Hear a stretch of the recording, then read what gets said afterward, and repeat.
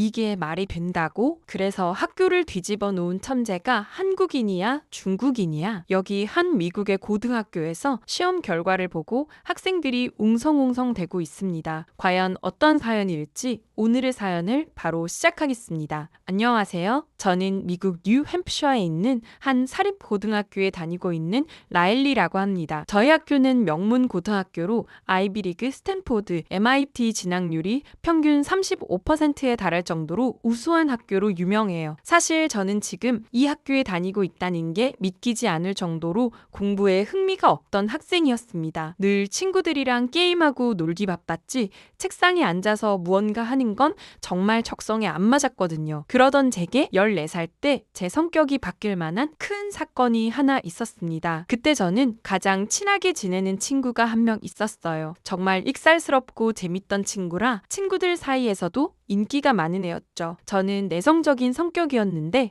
그 친구와 단짝이 되면서 성격도 많이 밝아지고 외향적으로 변하기도 했어요. 저희 둘은 영혼의 단짝처럼 꼭 붙어 다니며 모든 걸 함께하는 사이였습니다. 그런데 어느 날 부모님께서 믿기 어려운 말을 하셨습니다. 그 친구가 갑자기 쓰러져 병원에 입원했다는 거예요. 처음엔 가벼운 빈혈이나 작은 사고가 났겠거니 했는데 알고 봤더니 친구는 암에 걸렸습니다. 그때 친구 병문안에 가서 얼마나 충격을 받았는지 모르겠어요. 고작 14살밖에 안 된 조그만 여자아이가 온갖 장비를 끼고 누워있는데 갑자기 모든 게 허무해졌습니다. 얼마 전까지만 해도 저와 자전거를 타며 아무 걱정 없이 놀던 친구였는데 혹시 친구가 죽을 수도 있다는 생각이 들었고 그 일은 제게 큰 충격으로 다가왔어요. 그땐 너무 슬퍼 학교에도 가지 않고 일주일을 방에 틀어박혀 있을 정도로 심한 우울증을 앓았습니다. 노는 것도 게임하는 것도 다 무의미하게 느껴졌죠. 친구가 아프고 나서 저는 다시 어두운 성격으로 변했어요. 마지막으로 면회 갔을 때 친구가 제게 네가 의사가 돼서 내 병 나중에 고쳐줘 라며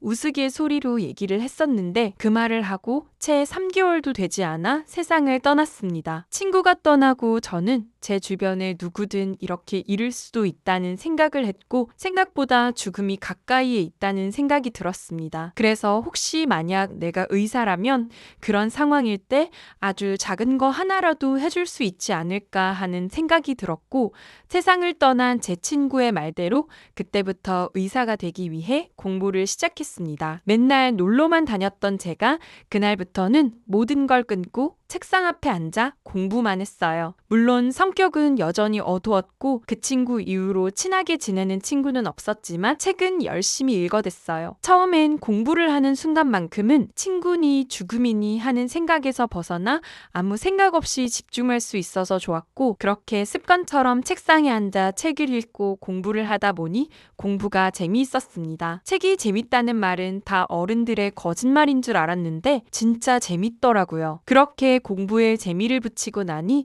어느새 성적이 쑥 오르게 되었고 말로만 듣던 명문 고등학교에도 들어올 수 있게 되었습니다. 처음엔 이 학교에 들어오는 것 자체도 늦게 공부를 시작한 저에게 굉장히 힘들었는데 학교에 들어와 보니 정말 똑똑한 친구들이 많아 친구들을 따라가기도 벅찼습니다. 그렇지만 제겐 꿈이 있었기 때문에 지치지 않고 계속 할 수 있었죠. 학교에선 딱 절반 정도는 공부 안 해도 워낙 머리가 좋아 척척 해내는 애들이었고 나머지 반은 죽어라 공부해서 따라가고 있는 애들이었습니다. 전 아무래도 후자였죠. 어차피 어두운 성격 탓에 친구들과 교류를 하지도 않았고 앉아서 공부만 하는 건 쉬웠어요. 밤 늦게까지 공부하느라 커피를 얼마나 많이 마셨는지 모르겠지만 그래도 아이비리그에서 의대를 진학하는 걸 목표로 열심히 공부하고 있습니다. 최근에는 USAMO 시험을 위해 학교 전교생들이 그 시험에 매진해 열심히 공부하고 있죠. USAMO는 미국 수학 올림피아드라고 보시면 될 거예요. 차세대 수학 리더를 선별하기 위한 시험으로 총 6문제가 출제되며 2일 동안 9시간에 걸쳐 문제를 풀게 되어 있어요. USAM으로 선정되는 건 굉장한 영광이지만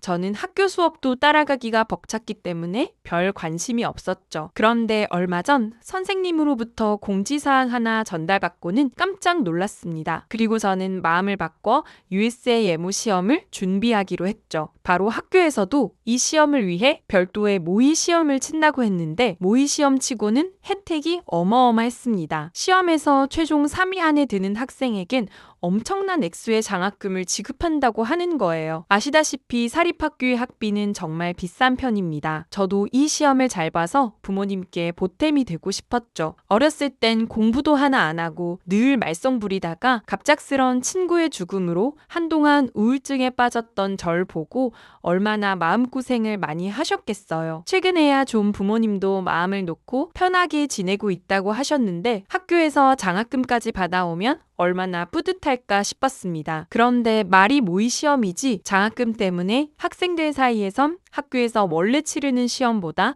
더 관심이 많았습니다. 너도 나도 이 시험을 잘 봐야겠다고 평소보다 공부 시간을 늘려 학교 도서관이 북적거렸습니다. 과연 내가 될까 걱정되면서도 부모님을 생각해서 더 열심히 공부했어요. 드디어 첫 1차 시험날 평소보다 훨씬 긴장하며 시험을 치렀습니다. 1차 시험을 치고 30%가 2차 시험에 응시할 수 있었습니다. 말이 30%지 이렇게 공부 잘하는 아이들 사이에서 절반에 드는 것도 굉장히 어려운 일인데 30% 안에 들어야 하다니 발표날까지 긴장을 늦출 수 없었습니다. 드디어 결과 발표날 조마조마하며 결과를 기다리는데 기적적으로 저도 등수 안에 들어 2차 시험에 응시할 수 있었습니다. 그런데 1차 시험 발표 후 학생들 사이에선 엄청난 소문이 하나 돌았습니다. 괴물 같은 실력의 동양인이 1등을 차지했는데 2등과 점수 차이가 어마어마하다고 했죠. 이번 문제는 선생님들이 일주일간 고심하며 만든 문제라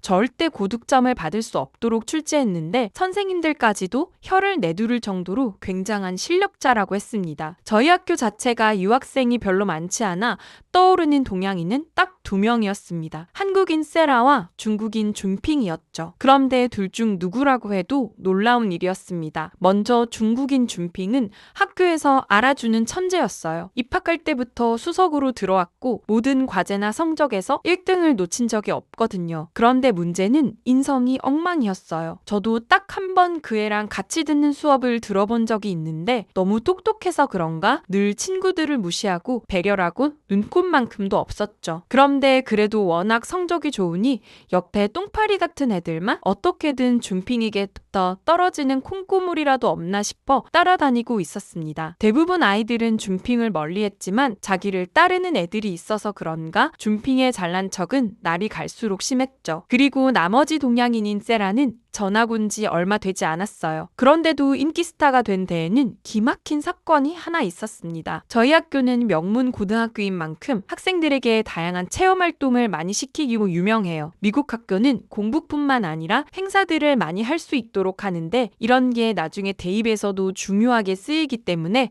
학생들은 여러 행사에 적극 참여하는 편이에요. 세라가 전학 온 지 얼마 안 돼서 학교에서는 자선 바자회 행사가 있었습니다. 반에서는 각자 판매할 수 있는 부스를 만들어 거기에 모인 기금으로 기부를 하는 뜻깊은 행사였습니다. 매년 하는 행사라 사실 거기서 거기인 경우가 많은데 고맙게도 동네 어른들께선 학생들이 하는 행사이기도 하고 수익금이 좋은 곳에 쓰이니 마을 축제처럼 놀러와서 즐기고 가시는 편이에요. 그런데 그 축제에서 역대 최고 매출을 찍은 게 세라반이었어요. 3일간 열린 축제로 그 정도 매출을 일으키다니 교장 선생님까지 깜짝 놀랄 정도였습니다. 세라반이 열었던 부스는 이때까지 한 번도 본 적 없는 참신한 부스였어요. 바로 한국 음식점을 열었던 거죠. 음식을 판매하는 부스들은 많았지만 한국 음식을 판매하는 부스는 처음이었는데 첫날부터 긴 줄이 생겨 웨이팅까지 생겼습니다. 그 부스에서는 떡볶이, 김밥, 라면,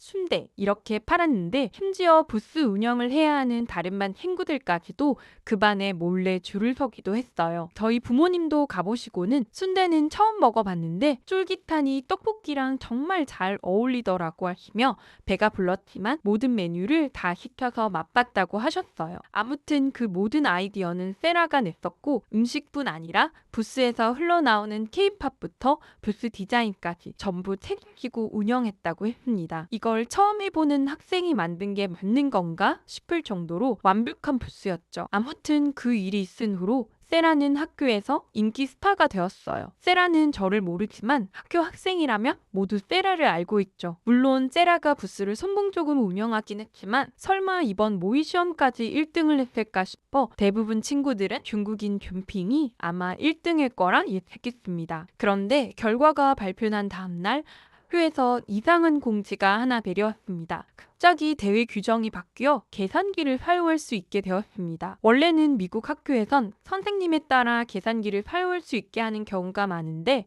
아무래도 시험이니만큼 계산기가 금지되었었거든요. 그런데 2차 시험엔 계산기를 쓸 수 있다니 좀 의아했습니다. 물론 저나 친구들은 계산에 시간이 많이 걸리니 좋았지만 다들 대회 규정이 왜 바뀐 걸까 궁금해했어요. 그렇지만 2차 시험은 서술형이었기 때문에 더 열심히 시험에 매진할 수밖에 없었죠. 저는 코피도 터져가며 예성 문제란 예상 문제는 다 풀어보면서 시험을 준비했습니다. 이번 2차 시험만 치면 신택까지 한 번만 더 시험을 치면 되니 조금 힘들더라도 최선을 다해서 시험을 준비해보자고 다짐했죠. 그렇게 2차 시험이 끝나고 합격자 발표를 보는데 저는 기적적으로 2차에도 붙었습니다. 간절하게 원하면 이루어질 때가 있다더니 진짜 3등 안에 들어서 장학금 받는 거 아닌가 싶은 생각이 들었죠. 이제 하나만 더 채면 된다는 생각에 마지막 힘을 모아야겠다는 생각이 들었습니다. 그런데 갑자기 날벼락 같은 일이 생겼습니다. 분명 3차 시험을 한 번만 더 보면 됐는데 또 시험 규정이 바뀐 거죠. 중간에 면접 인터뷰가 생겼습니다. 면접 인터뷰에 합격해야 3차를 볼 수 있다고 했죠. 합격한 친구들뿐만 아니라 다른 친구들까지 모두 술렁였습니다. 아무리 교내제외라고 하더라도 시험 규정이 2번이나 바뀐 데다가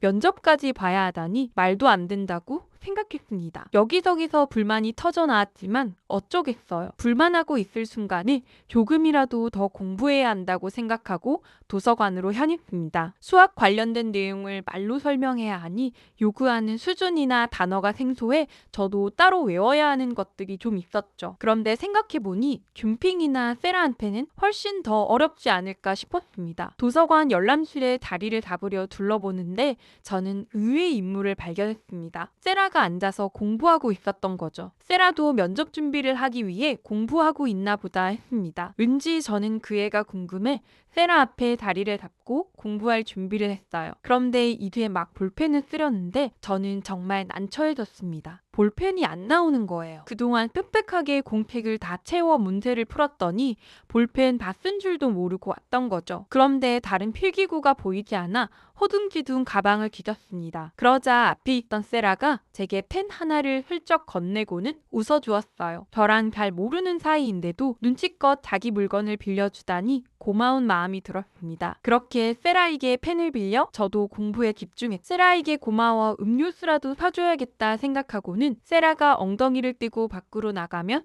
저도 따라 나가 사줄 계획을 세웠습니다. 그런데 저는 놀랄 수밖에 없었어요. 얘가 잠시도 쉬지 않고 공부를 하고 있는 거예요. 저는 이제껏 저보다 더 오래 앉아있는 애는 잘 못 봤거든요. 정말 3시간을 내리 엉덩이를 붙이고 공부하는데 세라의 집중력이 보통이 아니었어요. 세라 덕분에 저도 덩달아 초집중해서 공부를 할 수 있었죠. 드디어 세라가 밖으로 나갔고 저도 따라 나가 펜을 빌려줘서 고맙다고 얘기했어요. 세라 아니었으면 저는 다시 집까지 갔어야 했는데 음료수라도 하나 사주고 싶다고 했죠. 세라는 그게 뭐라고 그렇게까지 해주냐며 고맙다고 얘기했습니다. 같이 음료수를 사서 잠깐 얘기를 하는데 세라에게 혹시 대회 규정이 바뀐 게 불편하지 않냐고 물었어요. 그러자 세라는 뭐 이유가 있겠지라며 쿨하게 대답하길래 저는 놀랐습니다. 사실 전학 오기 전까지만 해도 한국에서 생활했던 세라에게는 굉장히 불리한 조건이라고 생각했거든요. 그런데 그런 것에 굴하지 않고 묵묵히 자기가 해야 할 일을 하는 게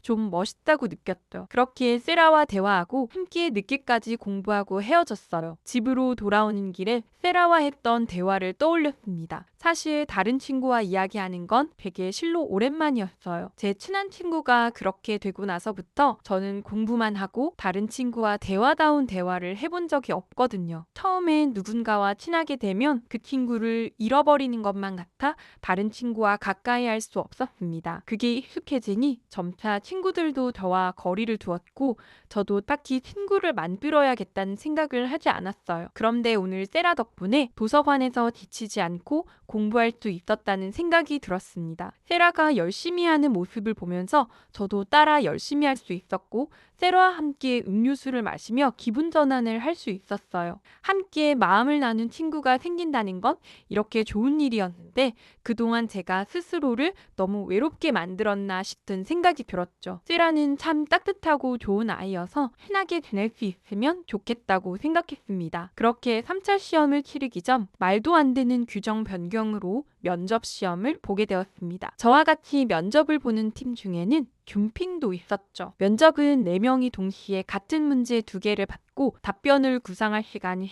10분 주어진 후 면접관인 선생님들 앞에서 문제에 대한 질의응답을 하는 형식이었습니다.